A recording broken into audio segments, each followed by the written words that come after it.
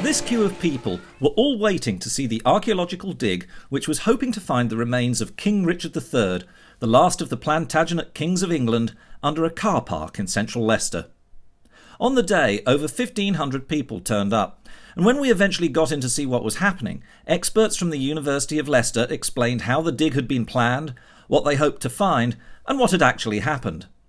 It was impressive that they had identified the church where Richard might have been buried, but we would have been even more impressed if they had mentioned finding a skeleton that was almost certainly that of Richard, which they had. By the time you watch this video, DNA evidence may or may not have confirmed this. However, that's not what this video is about. The reason for making this video is to highlight all the other Richard-related sites in the city, whether these be plaques, statues, or places where Richard passed through. Following these takes the visitor on a pleasant circular walk through what is left of medieval Leicester. So, let's start on High Cross Street, which you can find on the west side of the High Cross shopping centre. High Cross Street was the main street in Leicester for many centuries, although if you walk up it now, you'll find the north side has been cut in two by the inner ring road.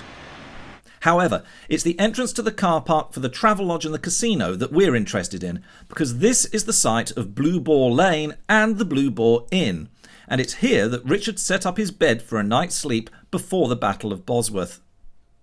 A century or so later, the landlady of the inn was murdered for her gold and silver coins which, it is rumoured, were found hidden in Richard's bed. Whether it's true or not, she was certainly murdered, and it is a good story. The Richard III pub gives a hint of this local connection, but I couldn't see anything else that marks the spot. High Cross Street is also home to an Elizabethan grammar school, the remains of one of the city's jails, and the site of an old market cross, which is marked by an X in the road. In fact, this is almost at the heart of Roman and medieval Leicester. Our next stop is the Bow Bridge over the River Soar. As you come out of High Cross Street, turn right onto St Nicholas Circle and head straight ahead towards the river. No one's really sure, but this may be the route that Richard took out of Leicester.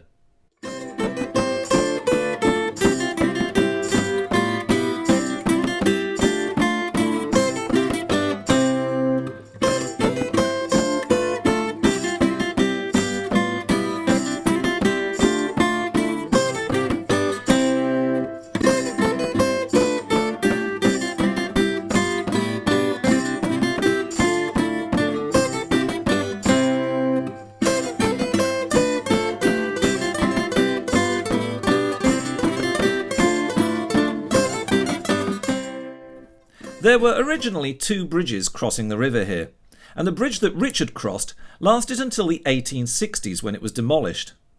As you can see in this photo, the very first Richard III plaque, the first of many, was put up by the bridge, and now 150 years later it's still here, but with another plaque from the Richard III Society saying the first one was wrong.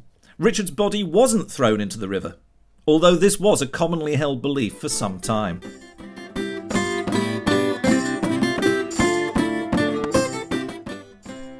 On the bridge itself there are more plaques. This one tells the famous story of Richard striking his spur on the bridge and a woman telling him he would also strike his head on the same place, which did happen on the return journey when his dead body was being carried by a horse.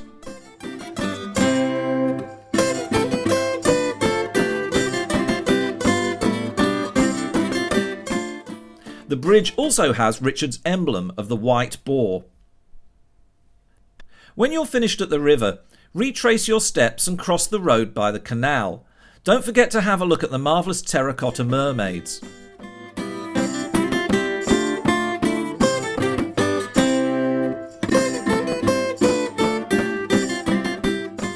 The bridge pillars have faces from the Canterbury Tales, and they lead you to Castle Gardens, where you'll find a modern statue of Richard.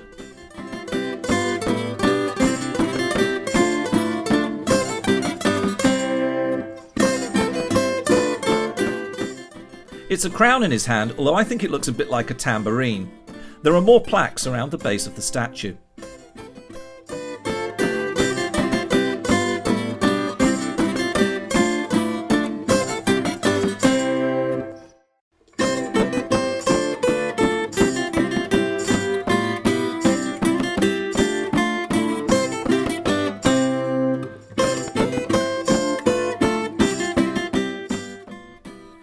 into Castle Gardens, but bear to the left and exit by this shelter.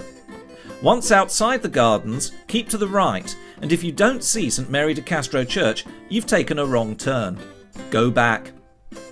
Richard would have recognised the church, but not the next plaque, which records the occasion when Leicester played host to 2 kings in 2 days. First Richard III, and then the victorious Henry Tudor.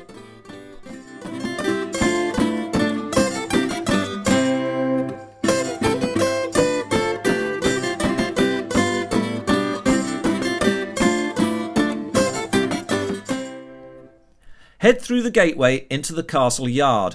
You'll see the Great Hall of Leicester Castle.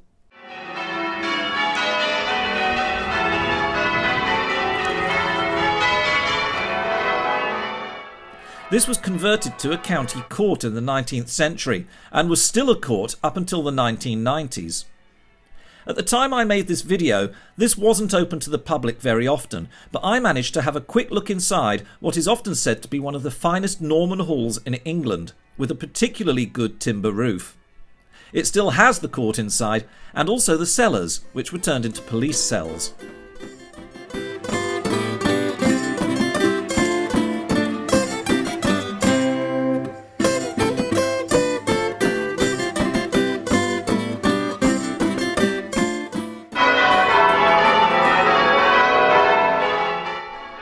Carry on through the castle yard. Have a look at the plaques about John Wesley, who preached here, and the history of the castle and the castle yard area.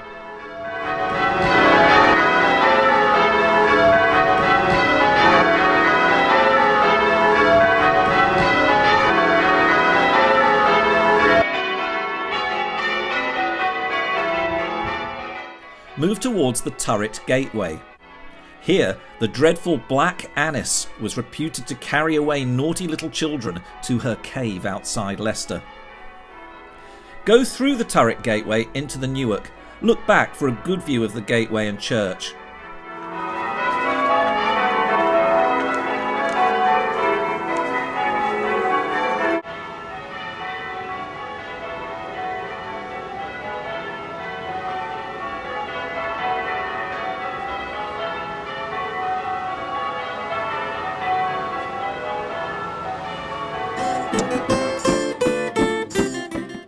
In the Newark, you'll find more plaques to read and the modern buildings of De Montfort University. If you have time, you should visit the wonderful Newark Museum, which is situated in 2 16th century houses. And nearby, the medieval magazine was once a gateway into the city. Walk to the left of the magazine gateway to cross the road and head back towards the cathedral.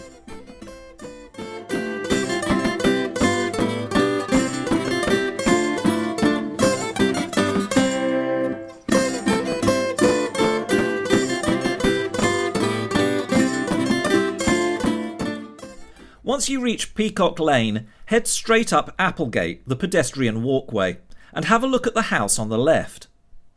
Although the Georgian front is nice, it's what's round the back that is interesting. It's another medieval building, Wigston's House. Again, this isn't open to the public too often, but it's worth a look round if you can. Because of where it's situated, it's quite possible that its owners could have looked out of their windows and seen both Richard and Henry leave and enter the city.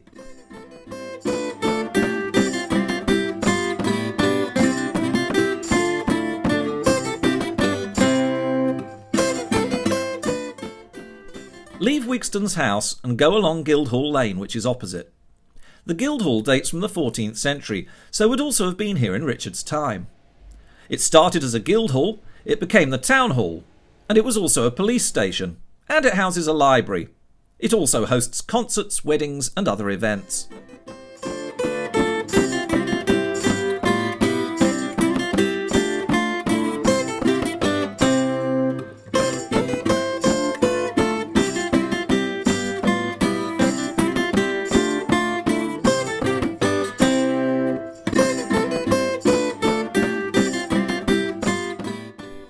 Immediately opposite the Guildhall is the Cathedral.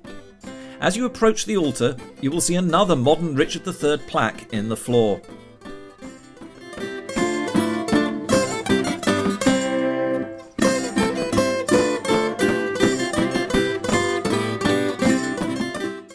Leaving the cathedral, you can move on to Peacock Lane and head towards the site of the archaeological dig and the long queues we saw at the start of this video. The final plaque of the trail is on the side of a former bank and is another one created by the Richard III Society. This makes a very good guess at where the king's body was buried. Over the years, Leicester has marked its connections with Richard III via the plaques and the statues that we've seen, but it hasn't always been obvious where the sites of these commemorations are. With the discovery of Richard's bones, this may change, but in the meantime, I hope this video will serve as a quick guide to what is where in Richard III's Leicester.